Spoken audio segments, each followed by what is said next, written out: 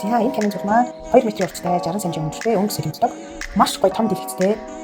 За нарийн одоо хүрээний маш нарийнхан үнэхээр гоё үзэмжтэй харагдах цаг болон удаа гарч байна. Өнгө солигдно.